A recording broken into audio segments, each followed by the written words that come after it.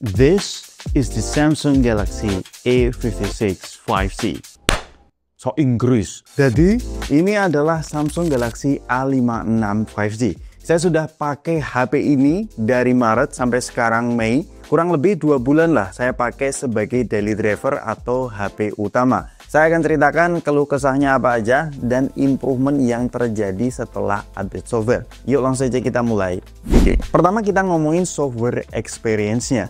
Jadi A56 ini sudah mendapatkan 2 kali software update patch terakhir bulan ini, Mei. Seperti biasa, ini rutin tapi nggak serempak. Bahkan Samsung Galaxy A55 itu belum mendapatkan One UI ke-7. Jadi fokus ngomongin A56 aja, jangan A55. Oh iya bener juga sih. Setelah mendapatkan 2 kali software update, ada beberapa hal yang ditambah dan diperbaiki. Yang pertama, kemarin di Secure Folder, ketika saya menginstal aplikasi Livin Mandiri, itu tidak bisa login. Sekarang sudah normal dan bisa bekerja dengan baik. Kemudian yang kedua, untuk suhu atau temperatur digunakan sehari-hari itu nggak sehangat pada saat sebelum update ya. Sekarang sudah lumayan bagus. Kemudian yang ketiga, saya merasa baterainya sedikit lebih awet. Nanti kita akan bahas di sektor baterainya. Kemudian yang keempat, tombol Bixby apabila kalian tahan itu sekarang bisa di customize, jadi bisa menggunakan Gemini. Menurutku One UI ke-7 based on Android 15 di A56 ini berasa nanggung, itu karena yang pertama fitur-fitur AI-nya itu tidak seperti Galaxy AI yang ada di Samsung S series-nya. Di sini namanya Intelligent Feature. Kemudian yang berasa nanggung selanjutnya, ketika kita mencoba objek eraser, sebenarnya bisa untuk menghapus beberapa objek yang sifatnya tidak menggantikan elemen, cukup bersih juga. Proses memilih objeknya juga dia otomatis menyesuaikan bentuk objek yang ingin kita hapus. Tapi kalau kita push untuk menghapus objek yang sifatnya menggantikan elemen, ini tidak bisa seperti Samsung Galaxy S series. Kemudian untuk fitur base face, ini juga cukup kepake. Apabila teman-teman foto kemudian terdeteksi matanya merem, ini bisa kalian ganti tinggal swipe ke atas aja. Tapi untuk fitur base face ini dia bekerja di kamera belakangnya aja, selfie ternyata tidak bisa. Dan jangan lupa untuk aktifkan photo motion. Kemudian untuk fitur edit suggestion, kalian juga bisa swipe ke atas. Mereka akan memberikan pilihan-pilihan agar fotonya bisa kalian otak-atik. Bisa dibuat foto biasa jadi bokeh, kemudian bisa remastering, hasilnya lebih tajam, dan ada pilihan base face apabila diperlukan. Buat custom filter ini cukup kepake kalau mau mengcopy tone warna tertentu, auto trim, AI select, dan read aloud. Ini fitur-fitur yang ada di sini, tapi jarang saya pakai. Tapi wajar sih mereka menahan fitur Galaxy AI, hanya eksklusif di S series. A series ya tetap posisinya ada di tengah-tengah. Nah kemudian ada beberapa hal yang saya suka selama saya pakai 2 bulan terakhir ini. Ada konsep kayak Dynamic Island yang ada di iPhone. Jadi kalau teman-teman membuka aplikasi kayak timer, kemudian kita keluar dari aplikasinya, itu ada small window di pojok kiri ya. Timernya masih bisa kita lihat. Kemudian nggak hanya di timer aja, pada saat telepon juga bisa. Kemudian pada saat bernavigasi kita buka Google Maps, ternyata kalau kita keluar dari aplikasinya itu ada small window juga, dan ada keterangan berapa meter kita harus belok, berapa meter kita harus lurus. Ini cukup ngebantu ya. Kemudian yang saya suka dari One UI ke-7 yang mirip iPhone itu adalah notifikasi dan control center itu dipisah. Kalau mau melihat notifikasi swipe dari kiri atas, kalau mau mengakses control center itu swipe dari kanan atas. Dan kalau kalian belum tahu, Samsung ini nggak hanya bisa dual app ya, jadi WhatsApp-nya bisa kita aktifkan menjadi 2 di menu dual messenger, tapi juga kalian bisa menambahkan 1 aplikasi lagi, jadi 3 aplikasi ya WhatsApp-nya, yaitu di Secure Folder kalian install lagi dan dikombinasikan dengan Samsung Knox Bifold. Ini bisa memberikan rasa aman yang lebih sih ketimbang smartphone lain karena dia by hardware juga. Ditambah lagi update software-nya juga sudah tembus jadi lebih lama, 6 tahun, kemudian security patch juga 6 tahun.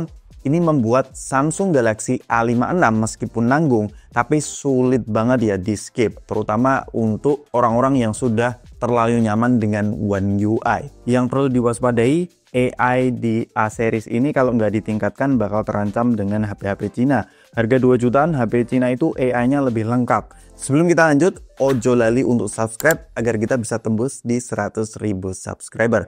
Kemudian spek dan performanya, dia menggunakan dapur pacu Exynos 1580 Dengan pilihan RAM ada yang 8GB, ada yang 12GB. Untuk unit yang kita review ini menggunakan yang 8GB aja. UFS-nya sudah kepala 3.1, baterainya 5000 mAh. Dengan RAM 8GB aja, Antutunya itu bisa tembus 900.000. Kemudian Geekbench 6-nya itu single core-nya sudah cukup tinggi 1300-an, multi core-nya ada di 3848. Saya rasa untuk membedakan antara mid-range premium dan flagship untuk kebutuhan multitasking ini tidak ada perbedaan yang signifikan ya. Saya merasa A56 ini cukup snappy dan ngebut. Buat ngedit video dengan resolusi Full HD ini juga cukup gercep, tidak ada lag berarti yang saya rasakan.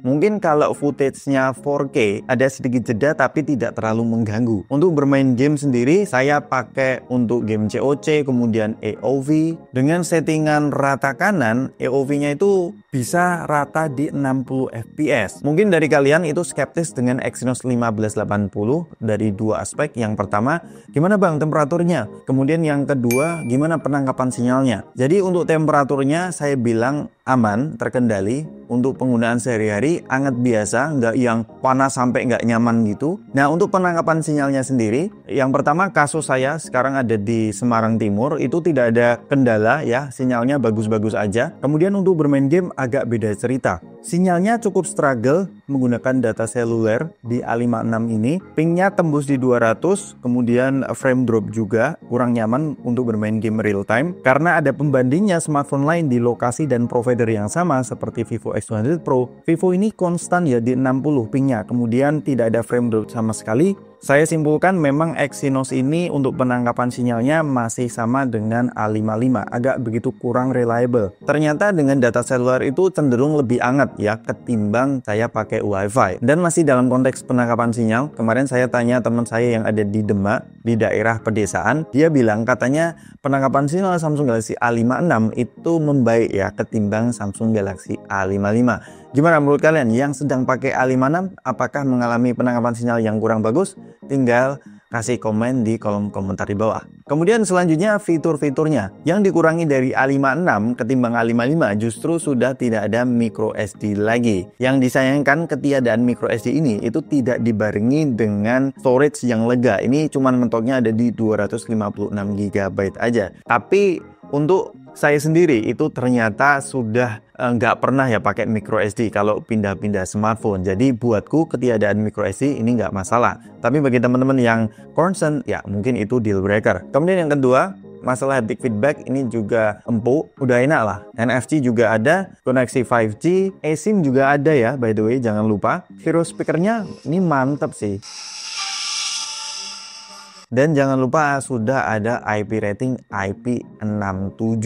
Kalau kalian nyari wireless charging, reverse wireless charging jelas nggak ada di sini. By the way, untuk ngecasnya juga sudah meningkat menjadi 45 watt. Tapi yang disayangkan 45 wattnya ini nggak terlalu kerasa ya kalau mau menunggu dari 0 sampai full. Kerasanya itu dari 0 sampai 50% aja. Karena dari 0 sampai 100 itu masih aja di atas 1 jam. Kurang lebih 1 jam 15 atau 17 menit. Kemudian untuk sektor baterainya, ini ternyata setelah update software lumayan awet meskipun nggak yang drastis banget ya peningkatannya. Tapi saya merasakan ada efisiensi yang ditingkatkan di update software yang terbaru. SOT yang bisa kalian lihat di sini saya tampilkan beberapa datanya. Itu bisa saya gunakan seharian dengan skenario penggunaan medium to heavy. SOT-nya coba kalian lihat 5 jam, kemudian sisa baterainya masih banyak, kemudian bisa sampai 7 jam lebih. Jadi buatku untuk baterainya nggak ada komplain. Kalau penggunanya ringan ya bisa tembus 1,5 hari sih. Kemudian buat desainnya, ini singkat aja, jujur ini saya suka banget dengan konsep desain yang fresh kayak gini. Warna yang saya ambil ini juga cakep loh, olive. Build quality-nya nggak perlu diragukan, ini sudah metal. Tapi di A56 ini ternyata bobotnya lebih ringan. Kemudian frame-nya juga ternyata nggak setebel A55. Meskipun masih tajam, tapi juga nggak setajam A55. Kemudian untuk sektor layarnya, panelnya menggunakan AMOLED, refresh rate-nya 120Hz, sudah ada in-display fingerprint, dan ukuran layarnya naik 0,1 inci. Kalau saya bandingkan dengan A55, ternyata nggak ada perbedaan ya 0,1 inci. Itu karena A56 ini ternyata kalau kita lihat bezelnya lebih tipis, meskipun nggak simetris dan masih tebal di bagian bawah. Dan pengalaman selama 2 bulan ini, Buatku dengan bezel kayak gini pun nggak ada masalah ya. Saya tetap menikmati layar dari Samsung karena untuk kebutuhan sehari-hari ini cukup memuaskan. Bahkan untuk peak brightness-nya atau kecerahan maksimalnya itu naik jadi up to 1900 nits. Kemudian untuk sektor kameranya, bisa dibilang Samsung Galaxy A56 ini meskipun bukan yang paling outstanding di rentan harganya, tapi merata baik foto ataupun video. Kemudian untuk fitur yang ditambahkan di A56 ini, kalian bisa menggunakan mode portrait nggak hanya 1 kali tapi 2 kali zoom, sehingga kalian bisa mendapatkan hasil yang dramatis. Secara overall saya cukup puas mengambil foto dengan Samsung Galaxy A56. Dari segi ketajaman, kemudian point and shoot ini juga bisa diandalkan. Warnanya cenderung natural dan range-nya oke lah, tapi bukan yang terbaik. Untuk low light ini buatku average aja. Kadang juga kurang konsisten white balance-nya antara kamera utama dan kamera ultra wide. Dan yang nggak kepake itu makronya. Ini ngapain masih ada makro 5 megapiksel. Kemudian untuk sektor kamera yang meningkat di A56 ini ketimbang generasi sebelumnya itu adalah kamera selfie-nya.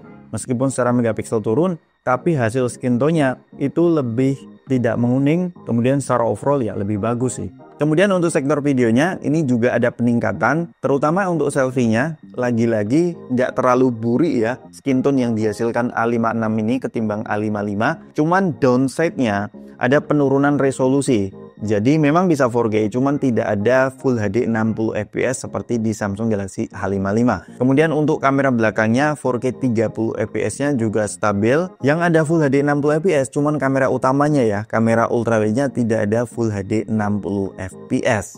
Untuk kamera selfie-nya kayak gini. Ini salah satu yang downgrade, di resolusi Full HD 60 fps sudah nggak ada ya. Meskipun bisa 4K. Setelah update software pun resolusi video Full HD 60 fps di selfie itu juga nggak muncul. Jadi gimana nih menurut kalian?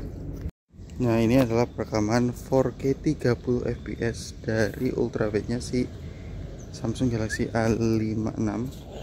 Nah yang perlu diingat ini kondisinya sudah saya update softwarenya.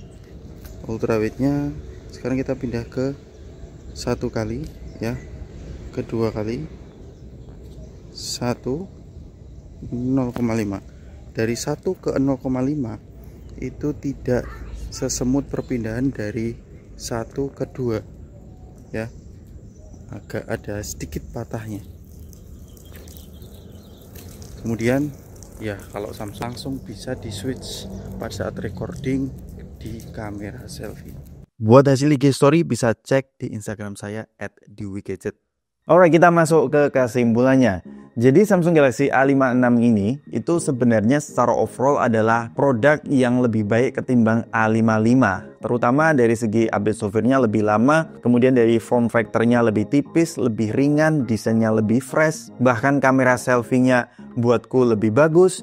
Ini sebenarnya minor upgrade sih. Tapi kalian harus memperhatikan ya kekurangan seperti penangkapan sinyal bukan yang terbaik.